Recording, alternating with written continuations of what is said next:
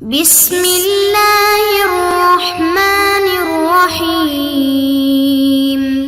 السلام علیکم معزز طلباء کرام، آپ سب کیسے ہیں؟ آج ہم تفسیر بیضاوی کے سبق نمبر 150 کو پڑھیں گے۔ آج کے ہمارے سبق کا عنوان ہے یا مثال دی ان کے دلوں کو۔ آج کے ہمارے سبق کی عبارت او مسل قلوبہم و مشاعرہم سے شروع ہوتی ہے۔ آئیے سب سے پہلے عبارت پڑھ کے اس کا ترجمہ کرتے ہیں، پھر اس کی وضاحت کی طرف بڑھتے ہیں۔ مصنف علیہ رحمہ لکھتے ہیں او مسل قلوبہم و مشاعرہم المؤوفۃ بہا بکشیاء ضرب حجاب بینہا و بین الاستنفاع بہا ختما و تغطیۃ وقد عبر عن احداث هذه الهيئة بالطبع في قوله تعالى اولئک الذین طبع اللہ على قلوبہم وسمعہم وابصارہم، وبالإغفال في قوله تعالى ولا تطع من أغفلنا قلبه عن ذكرنا، وبالإقصاء في قوله تعالى وجعلنا قلوبهم قاسية، وهي من حيث إن الممكنات بيسرها مستندا إلى الله تعالى واقعة بقدرته أسندت إليه، ومن حيث إنها مسببة مما اقترفوه بدليل قوله تعالى بل طبع الله عليها بكفرهم، وقوله تعالى ذلك بأنهم آمنوا ثم كفروا فطبع على قلوبهم، وردت الآية ناعية عليهم شناعة صفتهم وخامة عاقبتهم۔ یا کفار کے آفت رسیدہ دلوں اور ان کے معوف اعضاء کو ایسی چیزوں سے تشبیہ دی گئی ہے جن کے درمیان اور ان سے نفع اندوزی کے درمیان مہر لگا کر اوپر پردہ ڈال کر آڑ قائم کر دی گئی۔ اور فرمان باری تعالی اولئک الذین طبع اللہ علی قلوبہم وسمعہم وابصارہم نے اسی احداث حیت کو طبع کے لفظ سے اور لا تطع من اغفلنا قلبہ میں لفظ اغفال سے اور جعلنا قلوبہم قاسیہ میں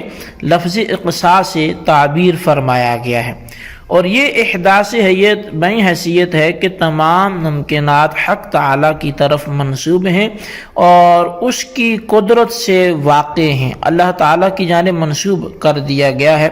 اور اس حیثیت سے کہ یہ حیت ان کے ارتکاب معاصی کی وجہ سے ہے، جیسا کہ فرمان باری تعالیٰ ہے بل طبع اللہ علیہ بکفرہم، اور ارشاد خداوندی تعالیٰ ہے کہ ذالک بانہم آمنوا ثم کفروا فطبع علی قلوبہم سے معلوم ہوتا ہے کہ آیت ان کی بدخصلتی اور بد انجامی کی مظہر بن کر وارد ہوئی ہے۔ جی طلبہ کرام، یہ تھی ہمارے آج کے سبق کی عبارت اور اس کا ترجمہ۔ آئیے اب اس کی وضاحت کی طرف بڑھتے ہیں۔ اچھا، سب سے پہلے او مسل قلوبہم سے استعارہ تمثیلیہ کو مصنف علیہ رحمہ وہ ذکر فرما رہے ہیں، جس کا حاصل یہ ہے کہ کفار کے ان قلوب کو جو ادراک حق کے لیے اور ان اسماء کو جو سمع اصوات کے لیے اور ان ابصار کو جو نظر الی الآیات کے لیے بنائے گئے تھے، مگر حیت محدثہ ان کی اس منفعت کی تحصیل سے مانع ہو گئی تھی، تو ان کو تشبیہ دی گئی ایسی چیزوں سے جو کسی منفعت کے لیے بنائی گئی تھیں مگر مہر لگا کر اور پردہ ڈال کر ان کی تحصیل منفعت سے روک دیا گیا، اور پھر اس مرکب کو مرکب کے ساتھ تشبیہ دے کر مشبہ بھی مرکب کو مشبہ مرکب کے لیے بطور تمثیل استعمال کیا گیا۔ اور چونکہ وجہ شبہ یعنی عدم الانتفاع من المعد للانتفاع لمانع الانتفاع، یعنی جو چیز نفع کے لیے بنائی گئی تھی کسی معنی کی وجہ سے اس سے نفع کا حاصل نہ ہونا ممتضی ہے چند امور سے، اس لیے یہ تشبیہ تمثیل قرار دی گئی۔ اور وہ متعدد چیزیں ہیں جو اس طرح کی ہیں، اور وہ یہ ہیں کہ اشیاء منتفعہ اور مانع انتفاع اور عدم انتفاع، انہی تین سے وجہ شبہ منتزع کی گئی ہے، یعنی ایک ہے اشیاء منتفع، دوسری ہے مانع انتفاع، اور تیسری ہے عدم انتفاع۔ اور وقد عبر عن احداث هذه الهيئة بالطبع سے یہ بتلا رہے ہیں کہ جس طرح آیت ہے ختم اللہ میں اس احداث حیت کے لیے برسبیل استعارہ و تمثیل ختم اور غشاوہ استعمال کیا گیا، اسی طرح دوسری آیات میں اس احداث حیت کے لیے لفظ طبع اور اغفال اور اقصاء بھی مستعمل ہے۔ لفظ طبع تو اللہ تعالیٰ کے فرمان اولئک الذین طبع اللہ علی قلوبہم وسمعہم وابصارہم، یہ آیت جواب میں کفار کے قول قلوبنا غلف کے ہے کہ جس کے معنی یہ ہے کہ ہمارے قلوب پر خود بخود غلاف پڑا ہوا ہے جس میں واعظ و نصیحت کچھ بھی کارگر نہیں ہو سکتے۔ تب اللہ تعالیٰ نے جواب میں یہ آیت نازل فرمائی کہ اولئک الذین طبع اللہ علی قلوبہم وسمعہم وابصارہم،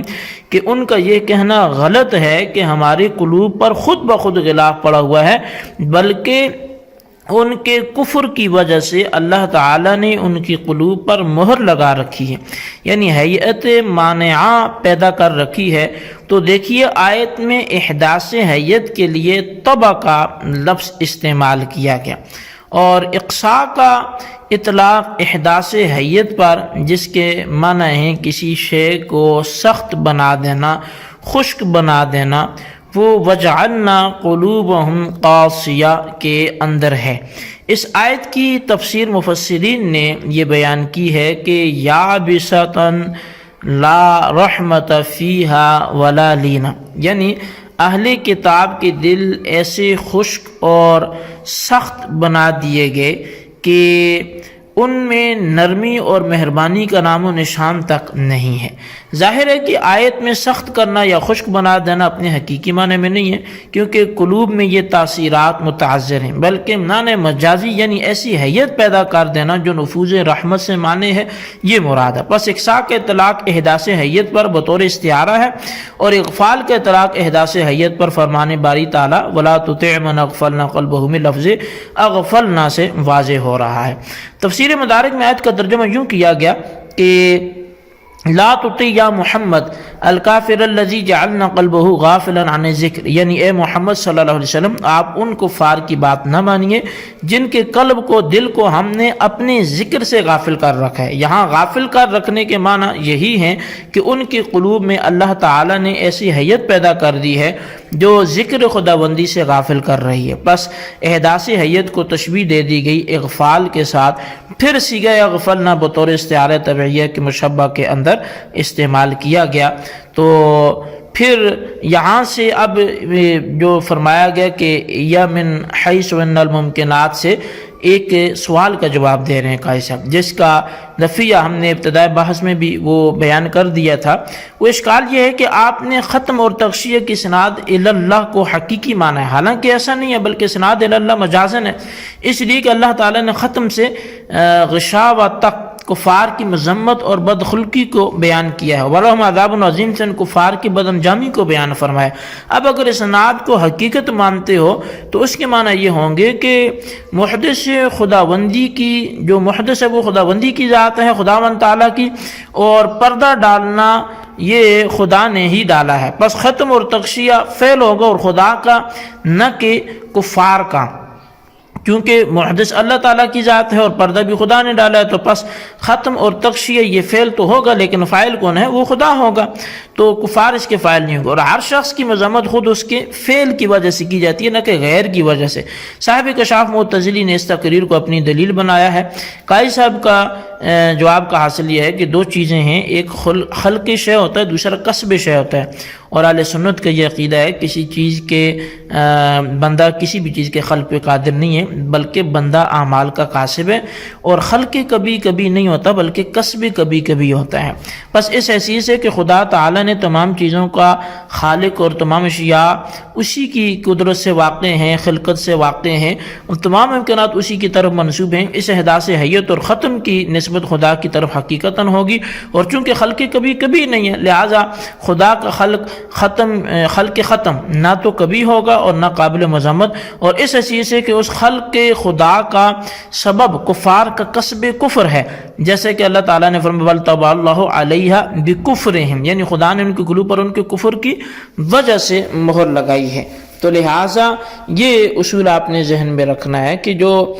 خالق ہوگا تو وہ خلق ختم جو ہے یہ برا نہیں ہے، البتہ ان کا کسب کفر جو ہے یہ برا ہے، اور یہی ان کی اس چیز کا سبب ہے۔ اور پھر یہاں پر مختلف الفاظ استعمال ہوئے، جن میں سے ایک لا تجتلی کا لفظ بھی آیا، اور اس کے ساتھ ساتھ دیگر بھی، جیسے تمرنہم، یہ بھی واحد مونس کا صیغہ ہے جو باب تفعیل سے استعمال ہوا ہے، اور اس کا مجرد جو ہے وہ مرنا علی شیء آتا ہے، جس کے معنی ہے کسی شے کا عادی ہو جانا اور اس پر دوام کے ساتھ قائم رہنا ہے۔ لیکن جب تفعیل سے آئے تو متعدی ہو گیا، تمرنہم کا معنی ہوگا کہ تمرنہم علی استحباب الکفر، کہ ایسی حیت جو ان کو کفر کی پسندیدگی کا عادی بنا لے۔ اور جو لا تجتلی کا یہ لفظ ہے یہ اجتلاء کے معنی میں ہے، اور اس کا مطلب یہ ہوگا کہ پیش کردہ چیز پر نظر ڈالنا اور اس کو دیکھنا۔ تو پس اب